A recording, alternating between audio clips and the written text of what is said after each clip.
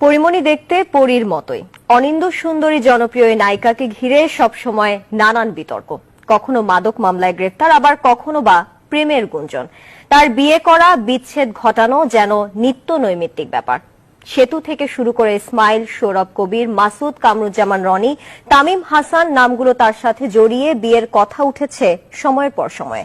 সবশেষ শরীফুল রাজের সাথে মহা ধুমধামে বিয়ে হয় পরীর। কিন্তু এই বিয়েটারও ভাঙনের একদম দ্বার প্রান্তে পরীর এই বেপরোয়া জীবনের বিবাহ বিচ্ছেদ আর প্রেমের সম্পর্কের খবর জানাচ্ছেন ফারদিন সানি। পরিমণির প্রকৃত নাম শামসুন নাহার স্মৃতি। 1992 সালের 24 অক্টোবর সাতক্ষীরা জেলায় জন্ম তার। ছোটবেলা থেকেই নায়িকা হবার স্বপ্ন দেখতেন পরী। ছাত্রী হিসেবে ছিলেন মেধাবী। পঞ্চম শ্রেণীতে ট্যালেন্ট পুলে বৃত্তিও পেয়েছিলেন। তবে সিনে জগতে প্রবেশের আগে পরে তার একাধিক বিয়ে ও ঘনিষ্ঠ সম্পর্কের কথা শোনা যায়।